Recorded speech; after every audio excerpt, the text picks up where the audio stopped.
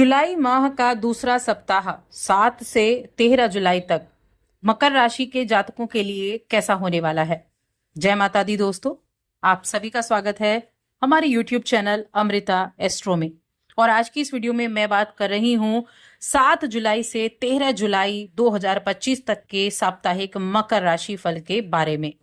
देखिए, इस सप्ताह में अगर हम ग्रह नक्षत्रों की स्थिति के बारे में जानें तो 2 ग्रहों की राशि परिवर्तन होगा, यानी चाल में परिवर्तन होगा।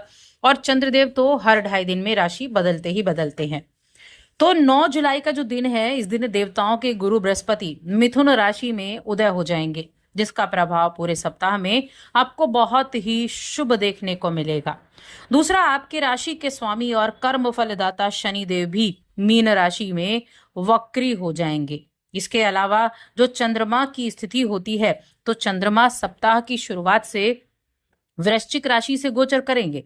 वृश्चिक राशि चंद्रमा की नीच राशि होती है, लेकिन इस नीच राशि में होने के बावजूद ये एक बड़ा ही उत्तम राजयोग का निर्माण कर रहे हैं। शुक्रदेव अपनी राशि वृषभ राशि में हैं और शुक्र की दृष्टि चंद्रमा पर रहेगी, जिसकी वजह से नीच भंग होगा और नीच भंग राजयोग का प्रभाव पूरे सप्ताह में आपको देखने को मिलेगा।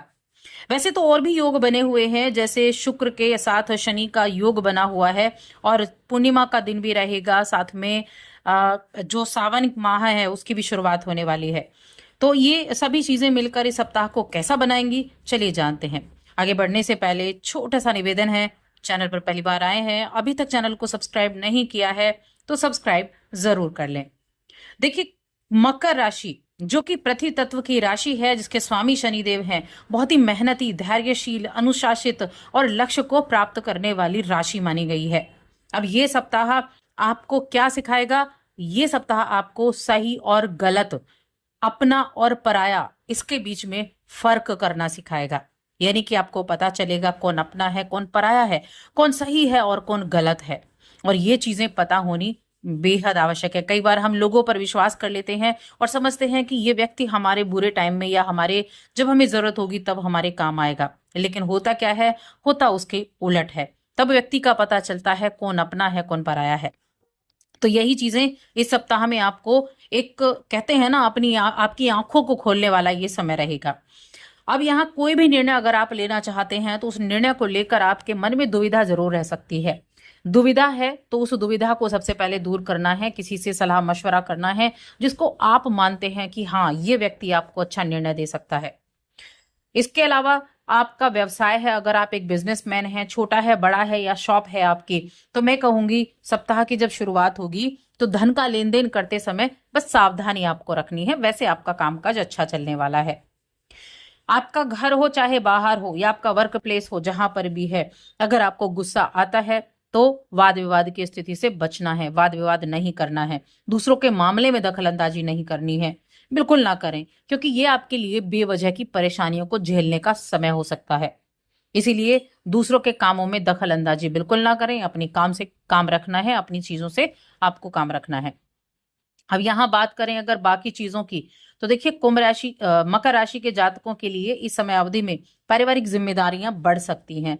साथ में यात्रा का योग भी बना हुआ है, जो यात्राएं आपके लिए लाभकारी रहेंगी, यानी कि यात्राओं से आपको लाभ भी मिलने वाला है। इसके अलावा जो मकर राशि के जातक हैं, उनके लिए अगर मैं बात करूं कि कौन सा दिन आपके लिए ज्यादा अच्छा है, किस दिन आपको सावधानी रखनी है और कौन से दिन आपके लिए लाभ की उम्मीदें बनने वाली हैं, तो देखिए, इस समय अवधि में मकर राशि के जातकों के लिए 12 तारीख और 13 तारीख आपको बहुत उपयुक्त रिजल्ट देगी, आपके कामों का लाभ कराएगी। 9 तारीख का और 10 तारीख को थोड़ी सी सावधानी रखनी है पैसों का लेन देन करते समय। और जो सप्ताह की शुरुआत है, देखिए, यहाँ धन तो प्राप्त होगा, लेकिन फिर भी सावधानी रखनी है। पैसा तो आएगा, लेकिन कहते हैं ना कि पैसा आया है तो पैसे को संभालना भी तो है। तो यही चीजें आपको ध्यान रखनी है कि पैसे को संभालना भी है, तो उस चीज का आपको यहाँ पर पूरी तरीके से ध्यान रखना होगा।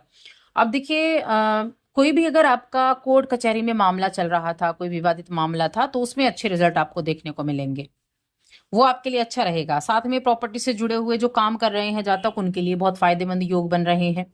इनकम बढ़ती हुई दिखाई दे रही है। नौकरी पेशा लोगों के लिए भी इस तरह से कामों से जुड़े हैं तो आपको अच्छे रिजल्ट मिलेंगे, जिससे आपको संतुष्टि मिलने वाली है। तो इन मामलों में अच्छा हो गया। अब मैं हेल्थ की बात करती हूँ, हेल्थ कैसी है। तो अष्टम भाव में यहाँ केतु विराजमान है, क्योंकि द्वितीय भाव में राहु भी बैठे हुए हैं। तो अपने भाग्य से ज्यादा अपनी मेहनत पर विश्वास आपको करना है। देखिए, आलस आएगा, आलस को त्यागना है, ठीक है ना। प्रयास, अगर आपने प्रयास किया, रिजल्ट नहीं मिला, तो दोबारा प्रयास करें, ये आपको करना है। कुछ सौदे अच्छे होंगे जिन सौदों से आगे चलकर लाभ की प्राप्ति होगी, लेकिन लापरवाही बिल्कुल भी नहीं करनी है। मतलब जो सप्ताह है ना, वहां आपको थोड़ा ध्यान रखना है बस। बाकी ऐसा नहीं कि आपको लाभ नहीं होगा, आपका काम अच्छा नहीं चलेगा, काम आपका अच्छा चलेगा। इसके अलावा अपने परिवार वालों से कुछ सलाह मशवरा आप करते हुए दिखाई देंगे। कुछ आपके जो जानकार हैं, करीबी हैं, रिश्तेदार हैं, उनके साथ कोई साझेदारी की योग भी बनता हुआ दिखाई दे रहा है कि साझेदारी का आपको प्रपोजल मिल सकता है। इस साझेदारी में आपको अपनी अंदरूनी भावना की बात जरूर सुननी चाहिए, यानी कि अपने अंतरात्मा की आवाज सुने कि आपके लिए क्या सही है और क्या आपके लिए गलत है। कई बार होता है हम चीजों को छोटा समझते हैं और महत्व नहीं देते हैं चीजों को छोटा ना समझें। अगर आप छोटे से भी शुरुआत करेंगे तो भी आप उसको बड़ा बना सकते हैं। अपने कामकाज को विस्तार देने का काम कर सकते हैं, जिसमें आपको सफलता मिल सकती है, मेहनत का फल मिलेगा। ग्रहों की दृष्टि जो है वो अच्छी है, और स्टूडेंट्स के लिए मैं कहूंगी अच्छी है। अगर आप कोई कंपटीशन में बैठते हैं तो वहां आपको अच्छे रिजल्ट मिलने की संभावनाएं हैं। इस सप्ताह में अगर आपका रिजल्ट वगैरह आने वाला है तो उसमें आपको अच्छे नतीजे मिलते हुए दिखाई देंगे। उन मामलों में भी यहाँ अच्छा समय रहेगा। अब बात करते हैं हम यहाँ रिश्तों के बारे में, प्रेम जीवन, वैवाहिक जीवन, पारिवारिक जीवन। तो देखिए, एक तो जीवन साथी की सेहत थोड़ी प्रभावित हो सकती है, उनकी सेहत का ध्यान रखें। लेकिन प्रेम में स्थिरता रहेगी, अच्छा संयोग है। अपने साथी के लिए एक बहुत मजबूत और भावनात्मक बंधन महसूस कर पाएंगे। अपने रिश्ते को बढ़ाने का भी ये समय है। जैसे आप किसी रिश्ते में हैं तो उसको आगे बढ़ाएं, सगाई, विवाह, परिवार से परिचय कराने की तरफ आपको चलना है। जो सिंगल हैं उनके लिए ठीक ठाक है। सिंगल जातकों के लिए किसी के प्रति मन में प्रेम उत्पन्न हो सकता है, ऐसा रहेगा। लेकिन वैवाहिक जीवन में कहूंगी आपसी तालमेल बनाकर रखें, समझदारी से कार्य करें। अपने पार्टनर से अपने मन की बातों को कहें, ताकि अपनी बातों को, अपनी भावनाओं को जब आप उनके साथ शेयर करेंगे तभी रिश्तों को आप अच्छे से आगे लेकर जा सकते हैं। तो इस चीज की तरफ आपको अच्छे से ध्यान देना होगा। अब जो जो मकर राशि के जातक हैं उनको देखिए, जीवन साथी की सेहत का मैंने कहा थोड़ा ध्यान रखें। अगर पहले से थोड़ा ज्यादा चल रही है स्वास्थ्य, हेल्थ संबंधी प्रॉब्लम, तो चिंता का विषय भी बन सकता है। तो उनकी सेहत का आपको अच्छे से ध्यान रखना है। अब बात करते हैं उपाय के बारे में। क्या उपाय आपको करना चाहिए?